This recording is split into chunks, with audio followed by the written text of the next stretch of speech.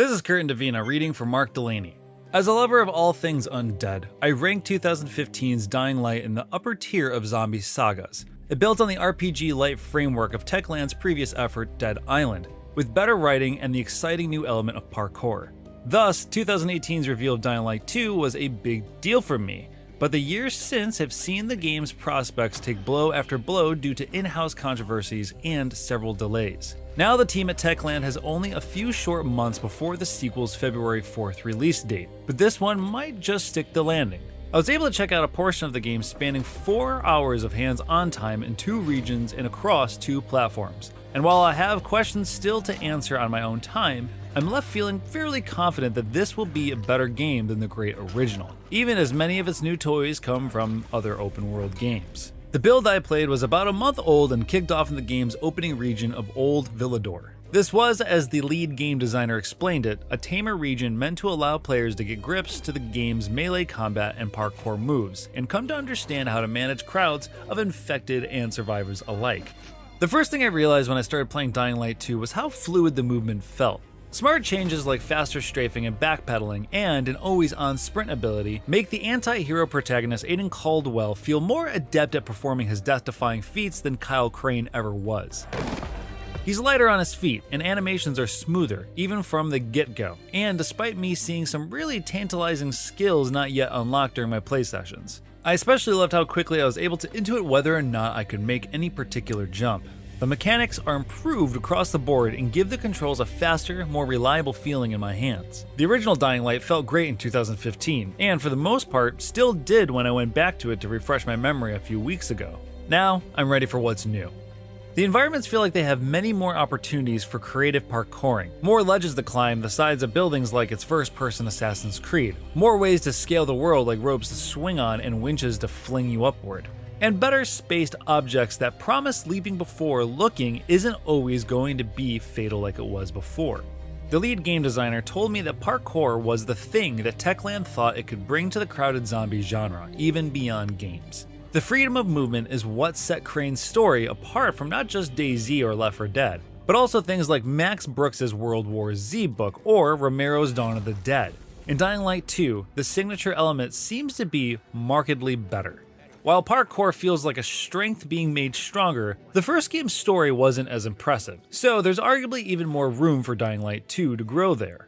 Based on my time with it so far, I'd say things are more interesting, even if still a bit uneven. The somewhat muted emotions each character wears on their face is not a new issue to RPGs. Bethesda has been getting by with virtual mannequins for decades, but Dying Light 2 doesn't look like it will break that mold. Similarly, with so many characters to meet, from merchants to major players and everything in between, I've already seen a wide array of performances and characterizations. A father-son pair of Italian traders feel especially like caricatures. I do wish the game would go all in on its fascinating modern Dark Ages setting and stick to the more serious stuff. But as before, it seems Techland will mix in plenty of offbeat characters who may screw with the overall tone more than I'd personally enjoy. Where the story does seem to have improved is in its emphasis on player choices and consequences. According to the lead game designer, this was the hardest part of development, leading me to understand that beyond the ousted writers and COVID obstacles, Techland has simply had its hands full trying to keep all possible stories on their tracks. Major choices mostly appear to be binary and often revolve around siding with one of 2 factions, the ragtag survivors or the authoritative peacekeepers. Binary choices can feel a bit dated in 2021 given that so many games have moved on to swim in grayer waters. But even if the system isn't revolutionary, it does seem to improve this particular series. It never allowed for this type of player agency before, save for a dramatic final scene. Each decision, I was told, changes a great deal of what players can see in the game from that point on. Some characters will simply cease to exist and close off narrative branches for players. On top of altering the story, you'll alter the world around you.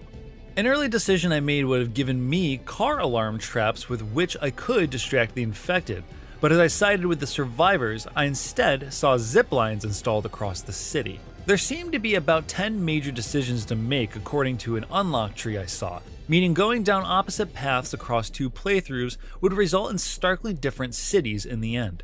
Sometimes changes will reveal consequences hours later, which I saw when I made it to the game's second major region, the Central Loop, with its high-rise buildings taller than anything the series has ever featured. As my last mission demanded I scurried across an open area quickly, I relied on my newly installed zip lines to beat the enemies to their would-be explosive finale. Had I sided with the Peacekeepers earlier, I'd not have been stranded, but my particular solution wouldn't have worked, and I would have had to find another way across the Devil's Playground. The ziplines felt like the right call in that moment, but of course, if the concept fulfills its promise, there will be times in the game where I'll wish I had those car alarm traps instead. Along with these major inflection points, Dying Light 2 rounds out its story with more dialogue options, so even side missions and briefer interactions can change your course in some ways. It's not just about the major story beats.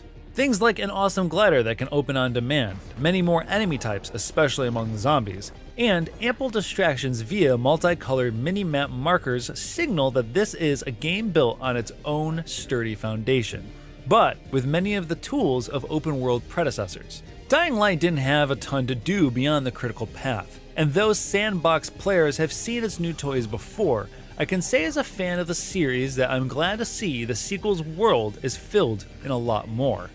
Dying Light 2 feels familiar, but not in a bad way. The additions, be it the original or derivative, tend to feel like good fits for this world. And because the game's most special aspect, the parkour movement abilities, are clearly improved, it feels like Dying Light 2 is both a bigger and better sequel. Blatantly inspired by juggernauts such as The Witcher, Zelda, and Assassin's Creed in different parts, Dying Light 2 still feels like it will manage to leave its mark on the sandbox formula. With the fluidity of a fountain, the exciting parkour should prove to be its signature when Dying Light 2 launches next February.